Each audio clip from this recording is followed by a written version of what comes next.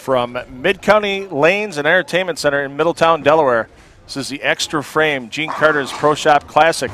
I am Phil Brylow. With me today, Graham Fa, PBA Tour Champion.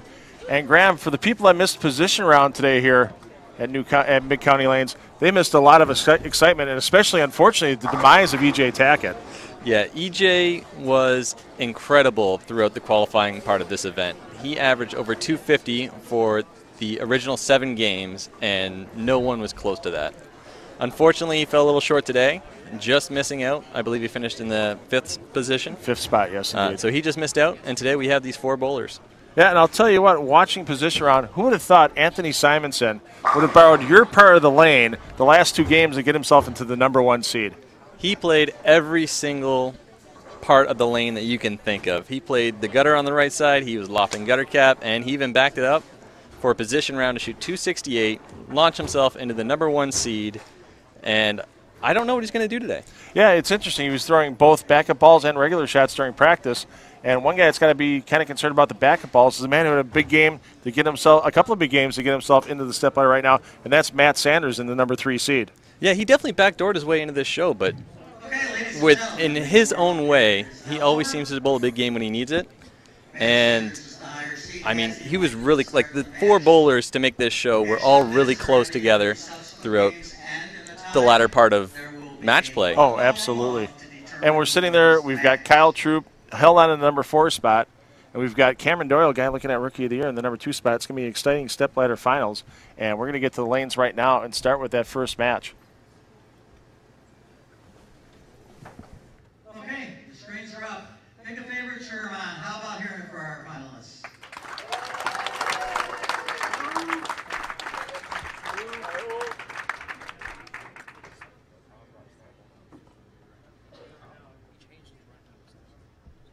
And here we go with our opening match. Matt Sanders and Kyle Troup. Sanders choosing to start the match on lane 13 on this 42-foot Earl Anthony pattern. And this pattern played pretty tough all weekend long here. And is that urethane that Sanders has in his hand? Matt is going to throw urethane, it looks like, in this match. He's been throwing that most of the event, although he has had some issues with this ball.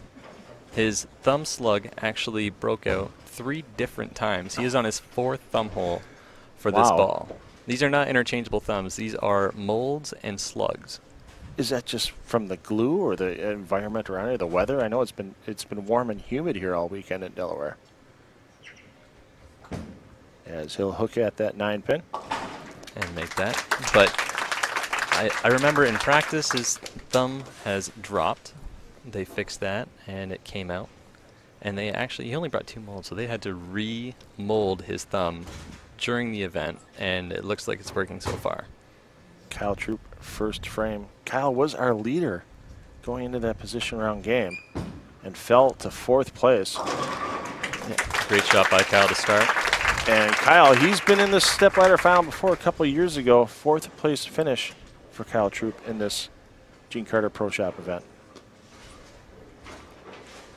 And Troup, we saw him go to urethane during the match play portion of the tournament. Looks like he's got a reactive resin ball in his hand. And a pretty aggressive one at that. Yeah, Kyle loves to throw it hard, and I think he needs an aggressive ball with some surface to let him do what he loves to do.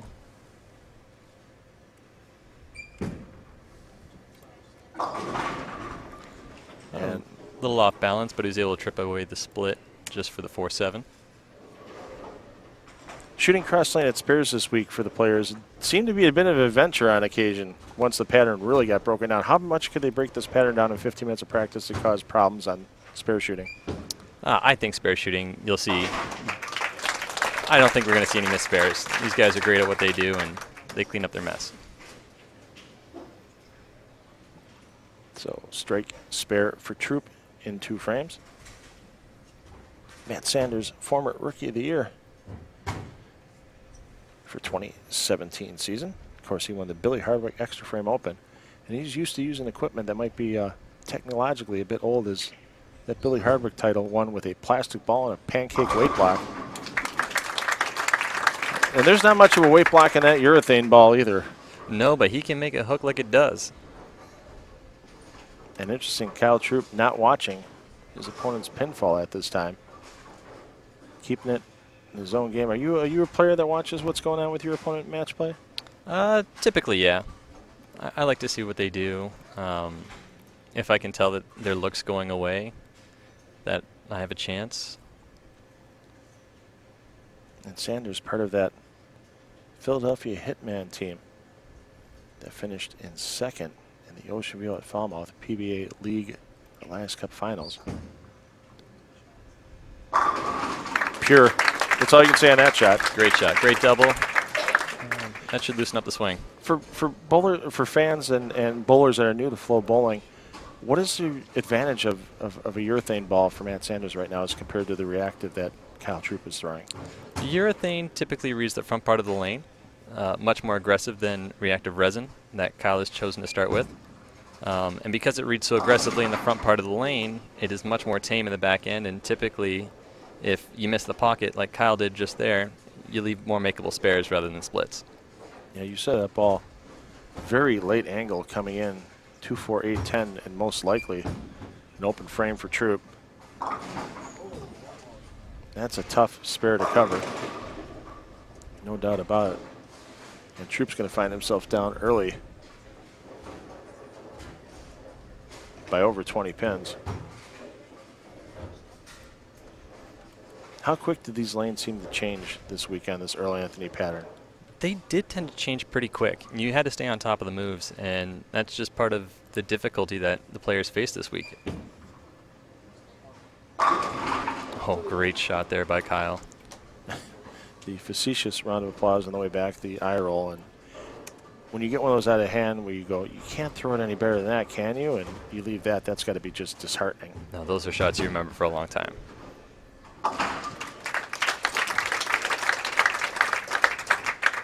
So Troup currently down 26, and that can get extended right now by Sanders with another strike in the fourth frame. Here's our top seed, Anthony Simonsen, taking a quick walk down. It's just kind of ironic with Simonsen throwing those backup balls during match play. He's got to watch both sides of the lane and how things are developing if he's going to do that again in the championship match. Yeah, I am really interested to see how Simonsen plays in his championship match. He did tell me prior to this event starting that he was working on his backup ball quite a lot, and he wanted to be the first person to ever win a PBA title throwing a backup ball. Sanders, a fifth place finish earlier this season in Indianapolis in the Go Bowling 60th Anniversary Classic, lost to Shota Kawasoa in that opening match. And that's a game he wants to really forget about because he only had 160 in that game.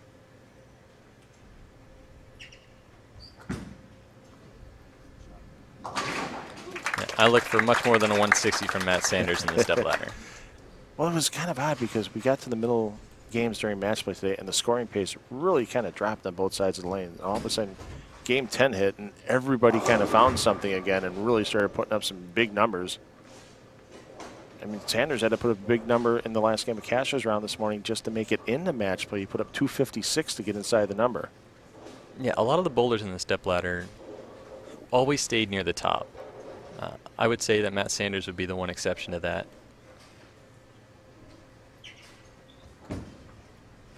He's really circling that ball to try to get it to come up.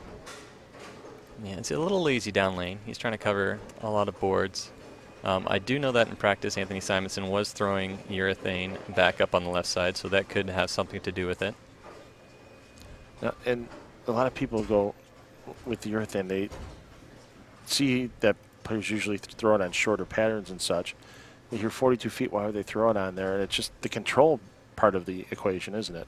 Yeah, that's exactly it. A lot of players like to throw urethane just, to keep their misses small, so more room for error to make spares rather than throw a six-bagger and more risk of splitting. Urethane make it out of your bag this weekend? It actually did not. Typically, I like to throw urethane, but I felt like if I wanted to be in contention in this tournament, I felt like I had to throw reactive.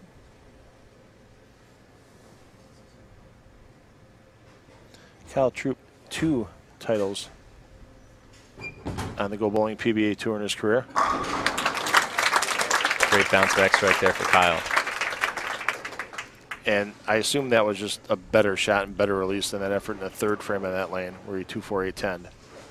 I think he hit that repeat button that he threw on lane 13 where he left that stone 9 pin.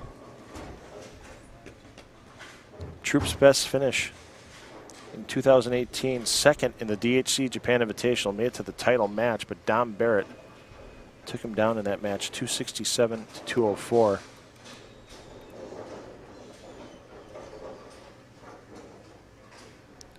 Troup looking to close the deficit to 13. Sixth frame. Guess the 9 pin didn't go that time. The 9 teased him again. That's got to be a move now, one would think.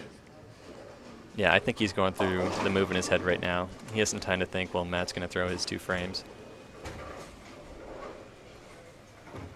And Matt Sanders looking for a little revenge in this match against Kyle Troup, because if you remember back in the World Championship last year, opening match of that Stepladder Finals, they tied at 248. And then Kyle Troup won that roll-off 10-7 to advance and send Sanders home in 5th place. I do believe that Troup did beat Sanders today in match play as well. So he is definitely looking for revenge on Troup with this game.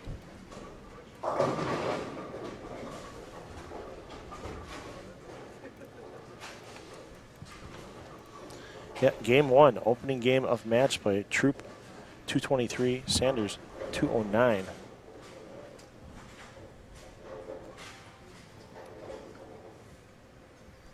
Sanders' match play record today, under 500. I don't think he won a match in his first 5 games. Uh-oh. The slow-mo messenger does the job. That was a great shot that almost turned to a terrible break. But he turned it into a double. Does that move require, or does that leave almost require an adjustment on Sanders' part? Because he went back to talk to his ball rep pretty quickly after that shot. I mean, his ball has been a little lazy. If nothing else, you might want to focus on calming down. After a shot like that, wow. Kyle Troup, 3 in a row, throwing great shots. We're in for a good final. Yeah, absolutely, and that cuts the deficit back down to 13 pins for Troup. Problem is, he only has 1 strike on 3 attempts here on lane 13, and that's the lane he's going to end up having to finish on in this match in the 10th frame. So, quality shot here, a necessity for Kyle Troup.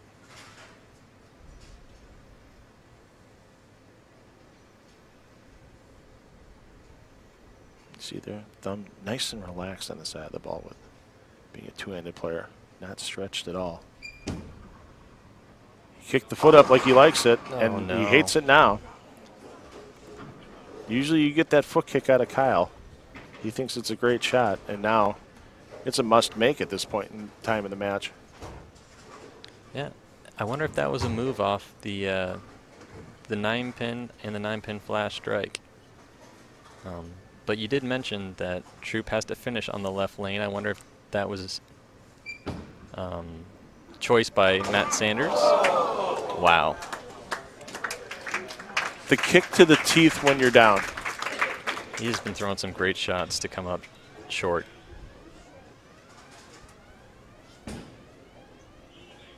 And we're going to wait a second here until someone turns their cell phone down. That's been a bad occurrence at a few PBA events this summer. Fans, if you're going to show up at a local PBA stop, whether it's the tour or regional tour, please make sure those phones are on vibrate or silent when you enter the building. Sanders looking to lock it up before the 10th frame. And that should about do it. Yeah, 257 the max. Max for Kyle Troup, 210. 210. Troup is not out of it. However, Matt Sanders does need to stay clean to stay ahead.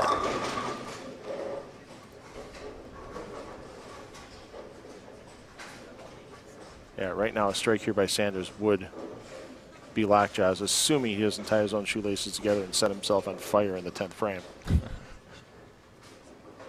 Anything less, and Troup could force Sanders to step up in the 10th frame. Looks online. All right, that should about do it for Matt. Was there an area of the pocket this week that seemed to carry better for you while you were out there too, Graham? You know, the light hit did seem, if people could get the light hit to strike, it seemed like they had the advantage. Not a lot of people were able to strike many different ways. So whoever had the most different ways to strike had the advantage. Now, Kyle Troup, once again, second time in 3 years, he's going to be going home in 4th place here from Middletown, Delaware. Kyle actually had missed the practice session this morning in the cashers round. He had slept through an alarm and raced here just in time to start his first game. That is a heck of an effort to get all the way through. And now, looking back at it, that 210 that should have been converted in the 8th frame, the bad break and throwing it too well at the spare, is going to be the big difference in this match. Yeah, you got to feel for him, too. He threw a great shot in the 4th frame, where if that strikes, that's extra pins. And to wrap the 2 around the 10 for the spare attempt, just unfortunate. So if you're Matt Sanders right now going up in the 10th frame, pretty much a free toss, are you trying a new piece or are you just trying a different line? Or? I mean, he's thrown urethane for the majority of this tournament, so I imagine he'll stick with that. But if he wants to try resin or even try urethane in a different part of the lane, I mean, now's the time to do it. Yeah, he's been talking it over with his ball rep on the side during these last couple of shots by Kyle Troup. And Kyle, that's going to be his second top 5 finish of the year. But Kyle's still looking for his first Go Bowling PBA Tour title since winning the Roth-Holman Doubles in Portland in 2017.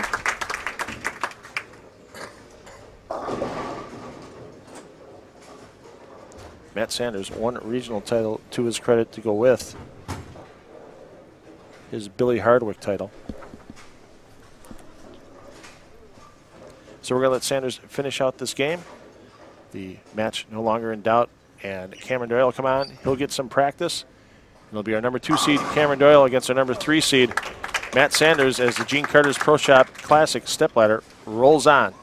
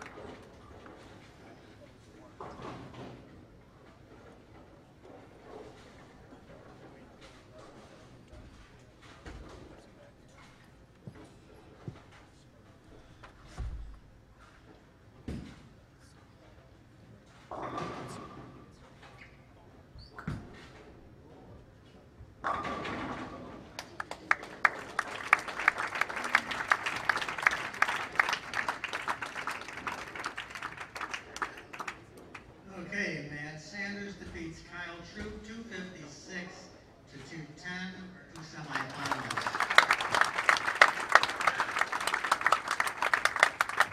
And after our opening stepladder match, where Matt Sanders defeated Kyle Troup 256 to 210, Kamron Doyle, our number 2 seed, comes on. And interesting, once again, the higher seed chooses to start the match. And you get a choice on a stepladder, Graham. What's your favorite choice? You wanna end it after you know what you need, or you want your opponent to have that? Typically, I want to end the match first. I want to put the pressure on my opponent to come through in the 10th frame. Just a 10 pin for Cam. Yeah, head pin starting to come back across. Couldn't tell it was moving fast, or Russ Mills, the tournament director, to try to get the scoreboard going, or the messenger coming back across the lane for Kamron Doyle. Yeah, I think Cam might have picked to finish on the right lane just because of the trouble that Kyle Troup seemed to have on the left lane.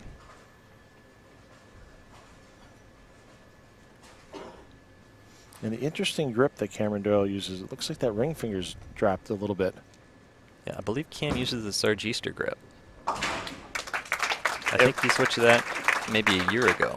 Is there an advantage to a player for having that type of grip, or is it just a comfort factor? I think it's a comfort factor. Yeah, if the ball feels better in your hand that way, then, I mean, that's why people have their own grips.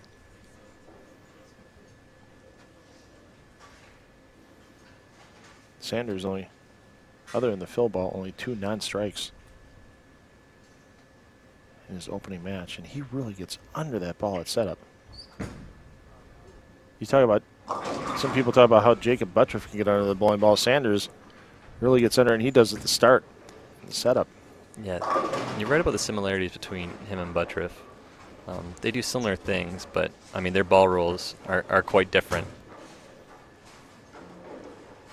But they can both make that urethane ball hook. And the chamois to the urethane ball, we see so many people, so many players out here on the PBA Tour that don't use a towel anymore. They use those leather chamois to clean the bowling ball surface.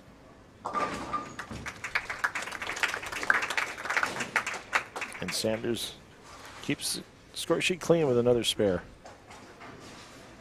Another fun fact about Matt Sanders, the luck he's having this weekend outside of bowling is not great. He had hit a deer just 2 nights ago after the qualifying block. And he is my ride home. Oh. So luckily the car is fine and we can drive home. Yeah, you guys have to get yourself to Coldwater, Ohio next week as well. For that next stop on the Xtra Frame Tour, the Yes. Ken Fell Group Classic. Another event that we always look forward to over in Coldwater. That is one event where you know walking in the door that you are going to get your brains beat out for 8 games of qualifying. Spares are a premium in that building. Other times, that's an advantage for players to not cleaning off the bowling ball. We always see the players toweling it off. And would there be an advantage to not toweling the bowling ball off? I can't think of one. I mean, it could just be pre-shot routine as well. Okay. If a bowler loves to wipe the oil off, it could just be a comfort thing. But I feel like with the urethane ball, typically you want the ball to read up front, so you don't want as little oil on the ball as possible. And a lot of players keeping that rosin bag in their pocket for the grip. And out here on the PBA Tour, you can't leave those rosin bags just laying around willy-nilly. They have to be in a certain area, don't they?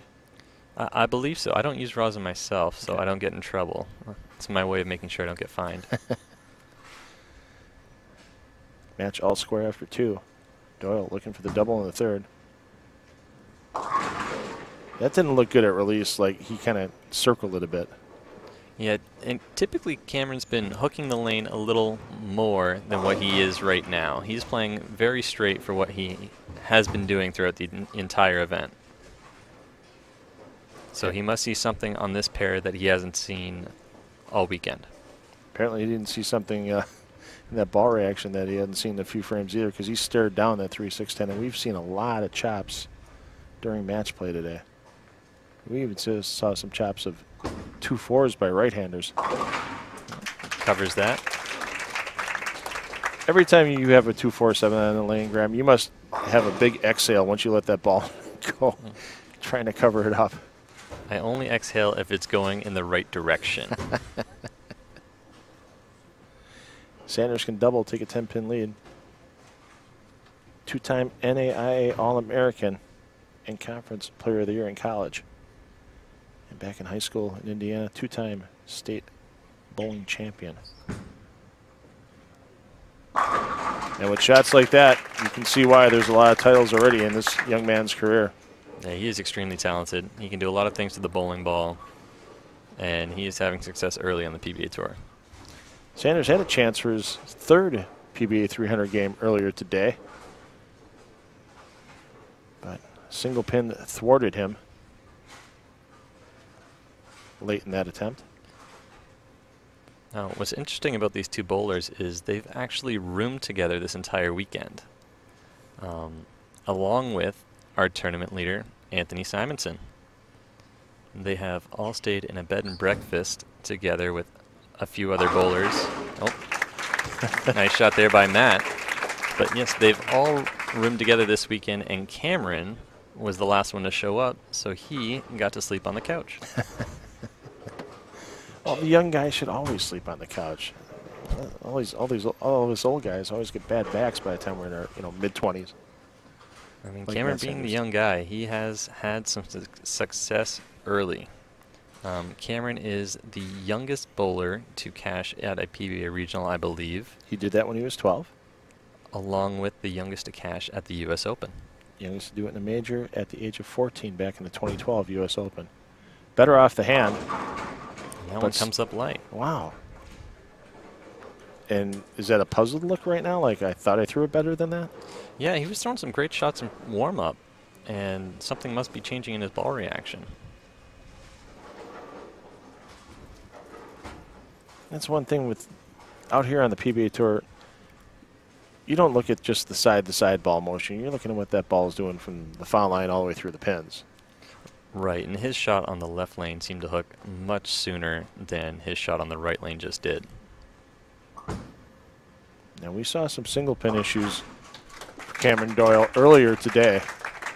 No problem with that particular pin as Kyle Troup makes the run in on screen, retrieves the beverage, and glad handing after his 4th place finish. Now, if Kamron doesn't make this pair of lanes look any nicer, that might add a couple thoughts into Anthony Simonsen's head coming into the championship match. I think it's awesome that he just thought about it, used his brain, and said, I have 40 boards on a lane to use, and I'm going to use all 40 of them today if I have to.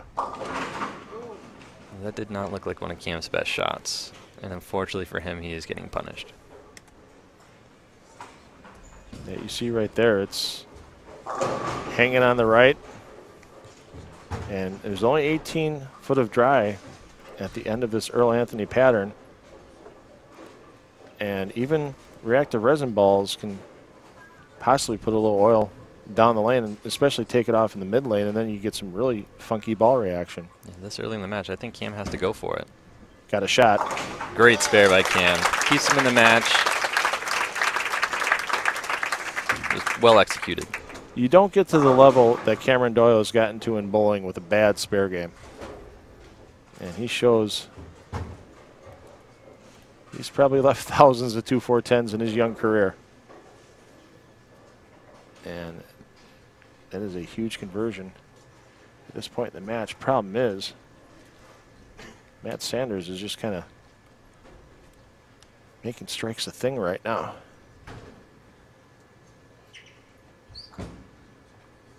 Get the lead out. Another great shot. He is lined up on that right lane. And that leads out to 34 right now for Sanders.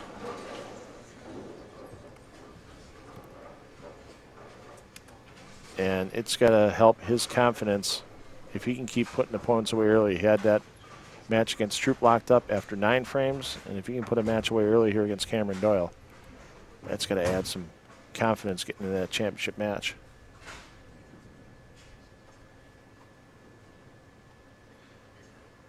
And that's probably going to keep the swing nice and loose. Doesn't look like he's really made much of a move on the approach on lane 13 this entire time. Can see him right from the back. Oh, great shot there. Probably moved just a little bit after his high flush strike earlier on that lane. He's maybe moved a board to the left. So is that because of the urethane that he actually moved a little farther outside? Yeah, urethane balls typically carry oil down the lane, which causes your ball reaction to be a lot straighter at the back part and actually hook less. So for him to move further left into the friction, that's his way of getting his ball to hook more. Okay. Is that a spare? Is that polyester? It looks scuffed. That is a plastic spare ball, and that's missed right. So right after Kamron Doyle makes his split conversion, Matt Sanders opens the door by missing this 7 pin. and the mental mistake, and he comes back and he's starting to do the timing and the swing. Yeah, that was a big momentum swing from Cam's spare conversion. And a lot of times for newer players, the bowlers are trying to get better. They start overthinking on the spare, and they seem to hold that bowling ball a little too long in the push away, and they start at the feet, and all of a sudden everything can get kind of goofy on them. Yeah, I think this is a ball change for Cam. A little more surface, too. Great shot. After coming in light with the ball previously on that lane, he changes balls to one with a little more surface, and it reads much better. And one thing a lot of people new to the sport get is they put more surface on the bowling ball, but more surface on the ball does not necessarily mean more overall hook. Correct. Typically more surface, what that does is it allows the ball to start hooking sooner. So you see a lot smoother reactions with balls with more surface, and that's to try and get more control of your ball reaction. Kind of similar to how the urethane ball hooks early. You put surface on a resin ball to try and simulate that same reaction. A strike here gets Doyle in the lead by 9 pins. Great double. Just when you thought the match was going to get out of hand. He may only be 20 years old, but years of experience bowling worldwide with both Junior Team USA and Team USA let you make those confident moves like we've seen Kamron Doyle do for those last 2 shots.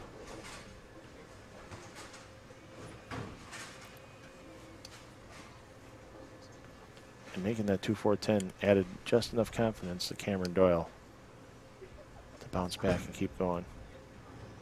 Well, that shot actually looked a little right for Matt, and it still held line. He was watching that one all the way through the pin deck. And that is a good sign for Matt, but not for Kamron. Well, right now, maximum score, Matt Sanders is 257. Matt Sanders 257. Kamron Doyle can shoot 246. So a strike here gets Sanders back in the lead.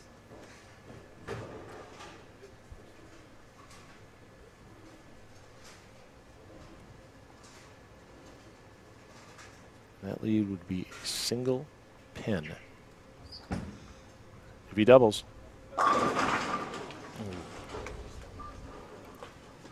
And the 6-pin defies the force that is Matt Sanders. Now that looks like a good shot for Matt too. That was a well-executed shot. I think he's starting to have a little bit of an issue on that left lane. And once again, left lane is the lane that Matt Sanders is going to have to finish on for this match.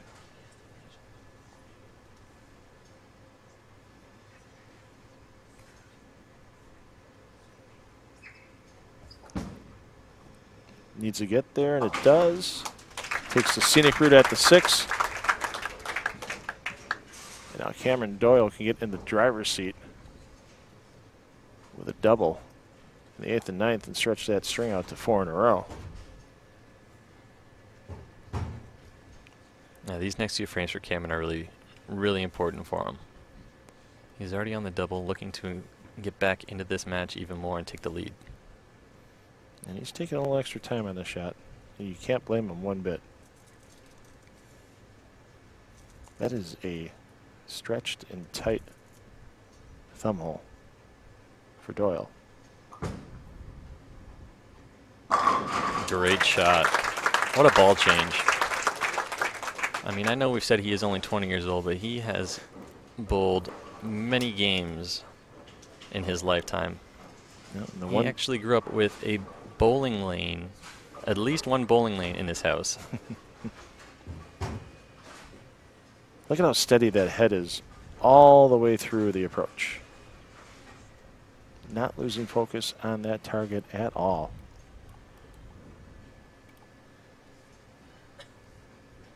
And right now, Kamron Doyle can really put it to Matt Sanders. Doyle can go up by 19 with a strike here in the 9th.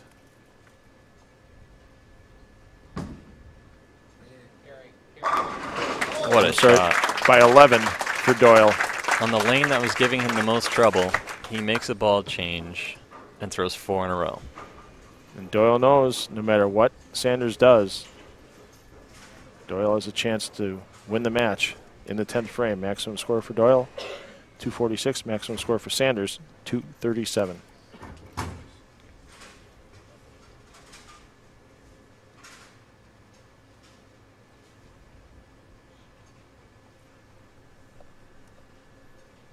Hasn't missed on this lane since the first frame. Gets the mix hit. Goes from 6-pin high, steered it all the way down. That shot missed a little left, steered it all the way down and gets the light mixer. We'll see if he can figure out this left lane for this 10th frame.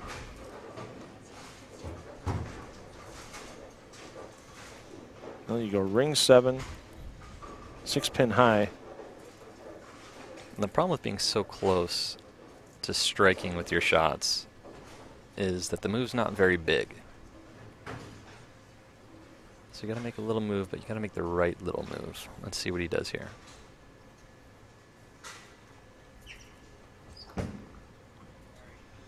Perfect shot. Just cured it. When you can split the 8 and the 9, it's so pretty to watch. Yes, I said pretty.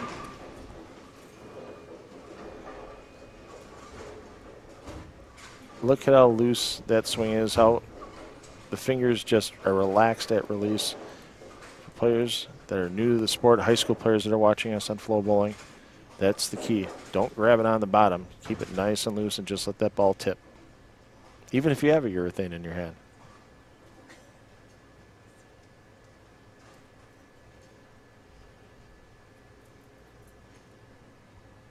Strike here.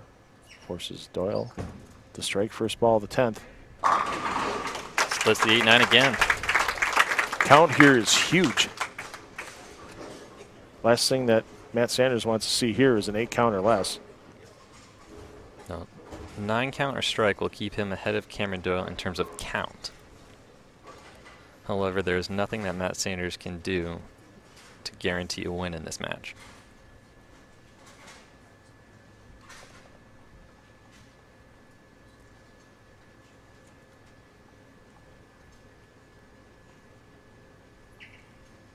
This can force Doyle to double, and it's going to do that.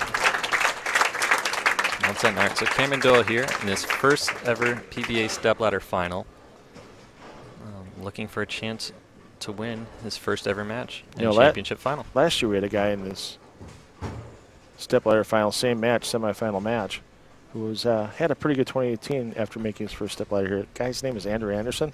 I think a few people have gotten to know Andrew a little bit better this year. I think everyone is knowing Andrew Anderson in the bowling world, if they haven't already.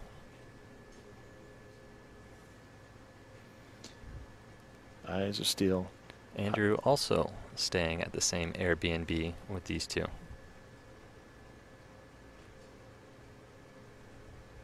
Must double. Little light, 10-pin. Oh. Goes out in front, and unfortunately for him, that's all he can do in the Stepladder final. A hell of a rally by Kamron Doyle after the 5th frame to get himself back in a position to win this match when he was down to Matt Sanders early. Yeah, making that split conversion, getting the guts to make the ball change, executing, and just coming up short this match.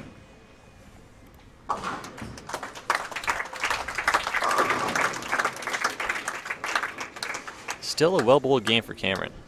He started off a little shaky, didn't quite get his feet underneath him in this pair, but man, once he figured it out, there was no holding him back. But the one thing that drives bowlers more than anything is disappointment. In a situation like this, you know, the first thing Kamron Doyle is going to do is look at what happened right, look at what happened wrong, and make the game better for next week in Coldwater. Yeah, he has nothing to hang his head around. He bowled great all weekend. Congrats to him. 237, 223, that final. Matt Sanders, Anthony Simonsen. Your championship match coming up after Simonsen's practice. And with the announcement from East Regional Director Russ Mills, we are underway in the championship match here for the Extra Frame Gene Carter's Pro Shop Classic. I'm Phil Barlow, with me in the booth, PBA Tour Champion Graham Fahn. Interesting practice session for Anthony Simonsen right there for his 6 shots.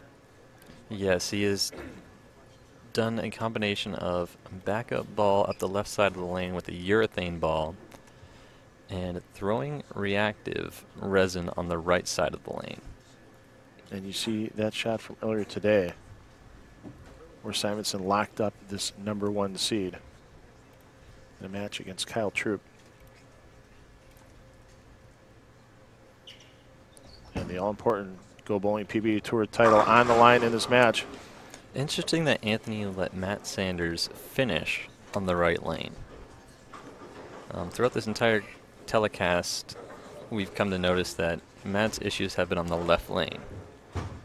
So interesting that Anthony lets him finish on his good lane.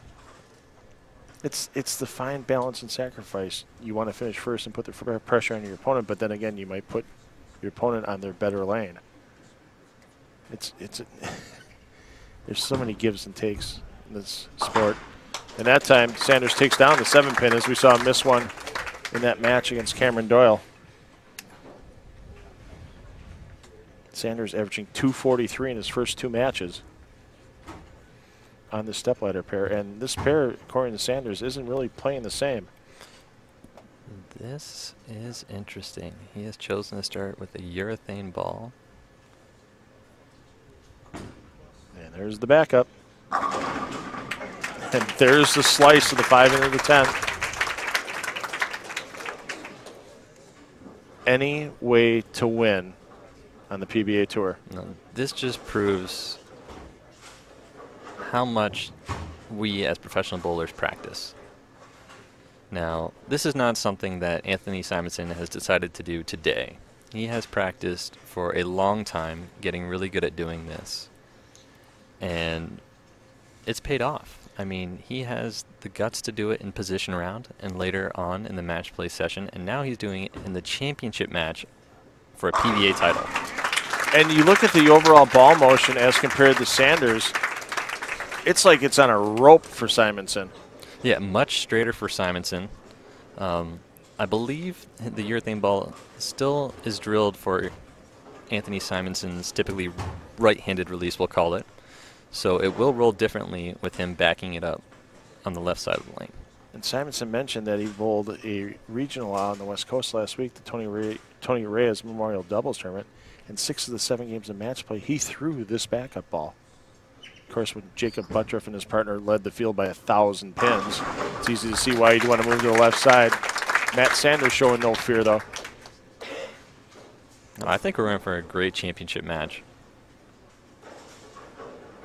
Just watch that ball ease. And it's that different motion that urethane gives a player that can be a big advantage. And it's not for everyone. By far, I've tried throwing urethane just in a league session myself, and I don't have the speed or rev rate to carry like you guys do out here on the Go Bowling PBA Tour. It takes so much practice because it causes the lane to transition in such a different way. Sanders, stay within 10.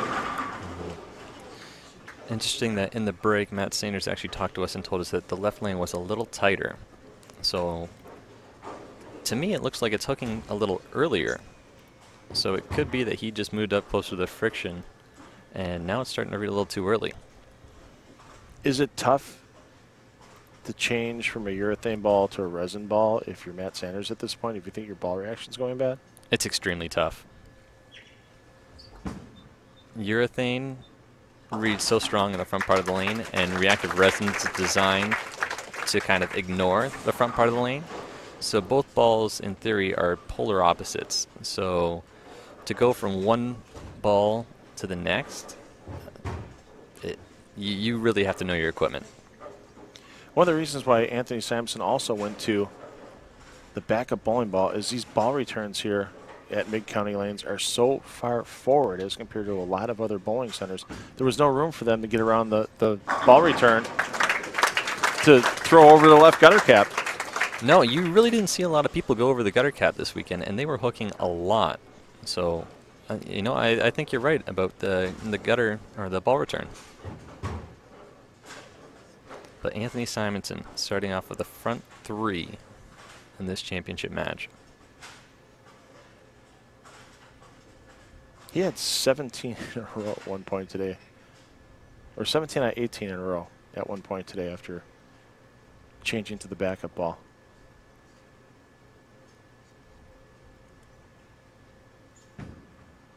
That's a little right. Breaks at the split.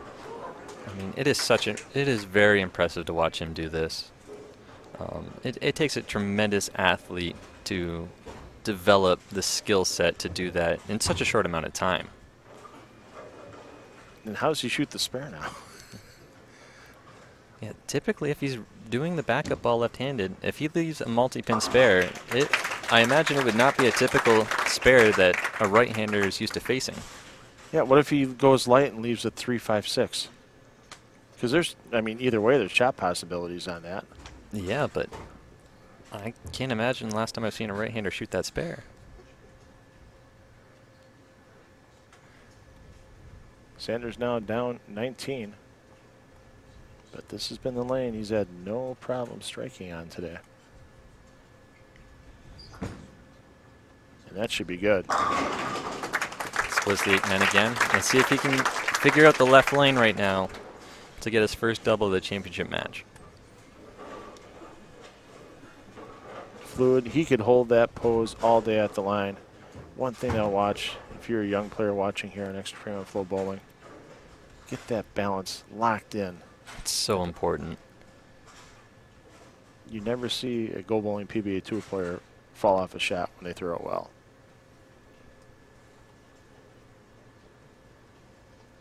To get the deficit back down to 9. Fifth frame.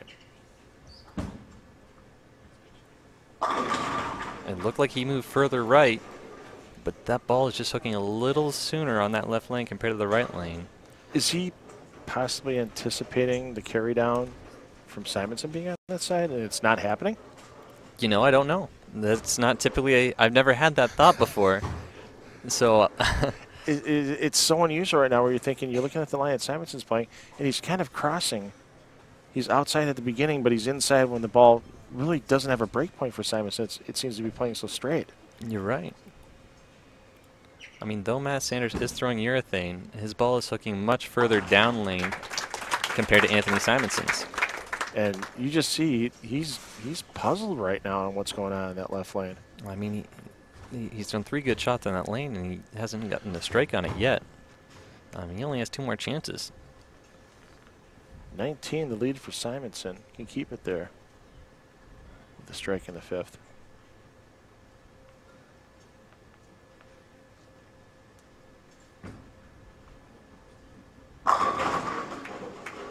Flat 7 for Anthony.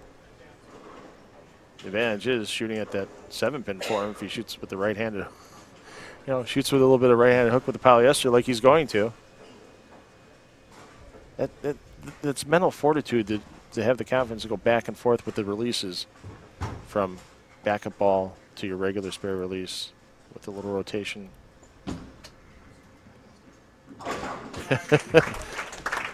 No problem. Dust it off. Yeah, and that, like I just said, he points to his brain.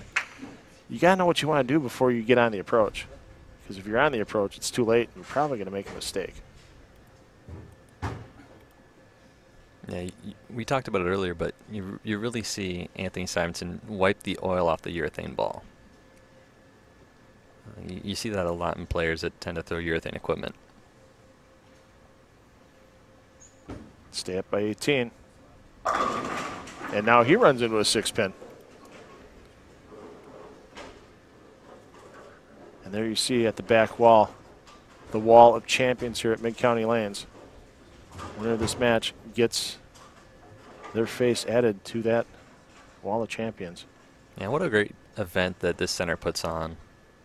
They really do a lot for the players to make it seem like a very prestigious event. Yeah, Len Holmquist really puts together a heck of a pro-am for all the fans here on Friday night. Yeah, we had 3 different pro-ams on Friday night. Full. Yeah. It was awesome to see. And I'm sure a lot of autographs were asked of you and the other PBA players. Oh, they sure were. No, just pencil Sanders in for a strike on this lane the way it's been going. Problem is, he's down 17.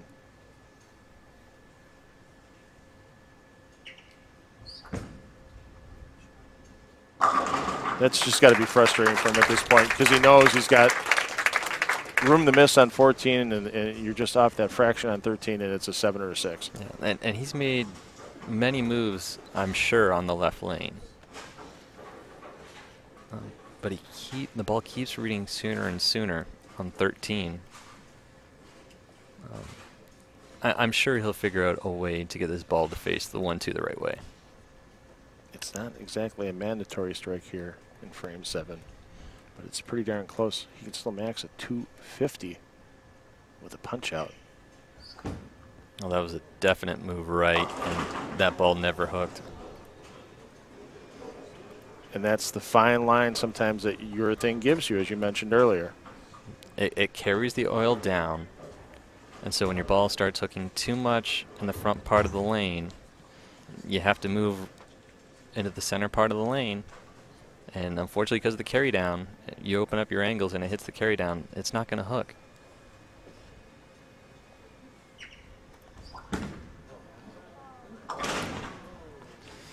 Does not convert the spare.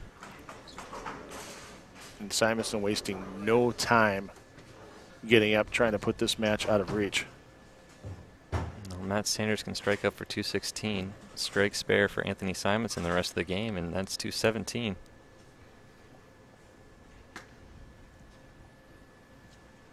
But Simonsen, the last couple of shots, having to fight carry issues. And I think for Simonsen is he doesn't have another ball to go to if this one stops working. Works there. Great shot. High flush for Anthony on that right lane. And that just seemed more aggressive on the ball speed. Just to be able to commit to this game plan, I mean, it just proves what a great competitor he is. You know, and we mentioned that this pair is 42 feet long. That ball is hooking long before it hits the 42-foot mark. And it just goes to show that sometimes with these oil patterns, if it's worn away enough or if you have enough surface on the bowling ball, you can kind of negate that oil a little bit. It seems like, or is that more of just Anthony's natural rev rate doing this? I mean, he does still have rev rate for going back up, but it is nothing compared to his regular release. Oh, that's going to go high. Fortunately for him, he breaks up the split and just a 6-pin spare. And once again, he's confused because he thought it was a better shot. Yeah, you can see the front part of the lane deteriorating on that left lane. And Simonsen gets to finish the match. It looks like Simonsen's trying to combat it with ball speed, and Matt Sanders did it by moving his feet further right. Get there. I'm sure that's something that Anthony's going to spend a little more time working on, is going back and forth between that backup release and the spare release. As weeks go on, you see a little quick to the line there because out over the toes on the follow through. All right, must strike for Matt Sanders, in my opinion, if he wants to win this match. I can't remember the last time he's missed on this line. It had to be in game 1. Because it wasn't in game 2. And it's not here in game 3 to this point. I'm starting to see the right lane hooking sooner and sooner as well.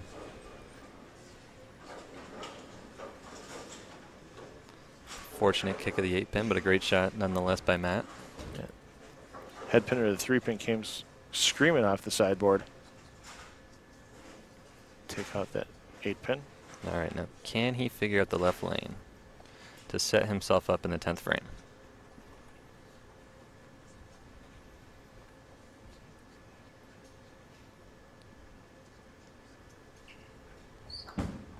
It needs some help. That looks good. Oh, I thought it needed some help. Wow.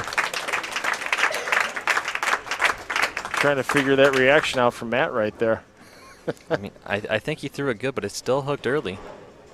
I thought it needed some help to get down lane, and it just sat up flush pocket. Yeah, that was not much different than the split he left in the 7th frame, but the ball just hooked feet sooner. Let's see if Anthony can shut him out. Strike here is help for that. Looks good. Great shot.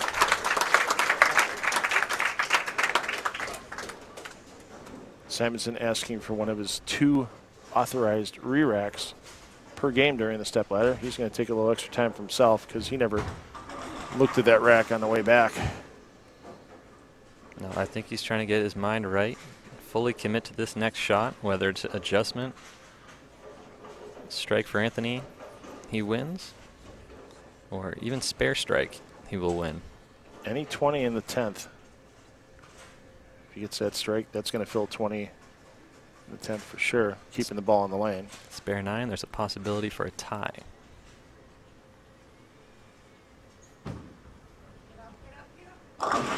Oh no. And this is going to be a real interesting spare attempt on the lefty bucket.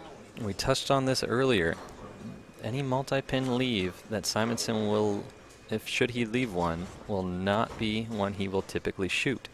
And he's going with polyester at it, which means he's probably going right up the right side.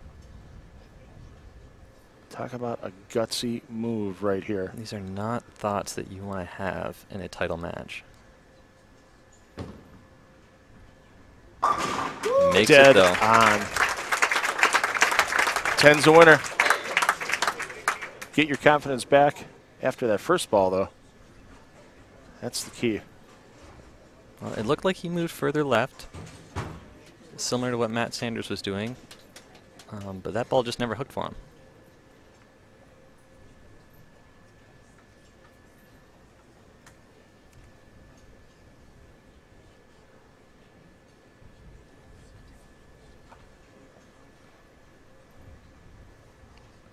Ten's a win. Anything else? Gives Sanders a chance. Oh, great shot.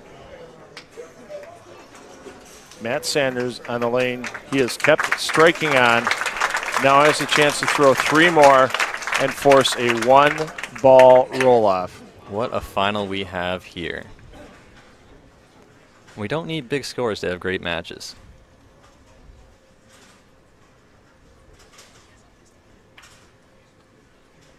This is the stuff when all bowlers are young you think of. I need the 3 to win. I need the 3 to tie and force a roll-off. Give me another chance. Here's that chance for Matt Sanders. Looks left early. Oh. And Anthony Simonsen is going to take home this title in the Extra Frame G-Car Pro Shop Classic. Grandpa, thanks again for sitting in the booth with us for the stepladder. You did a great job for us, and hope you get a chance to work with you again. I'm going to get an interview with the first player to throw a backup ball and win a PBA title.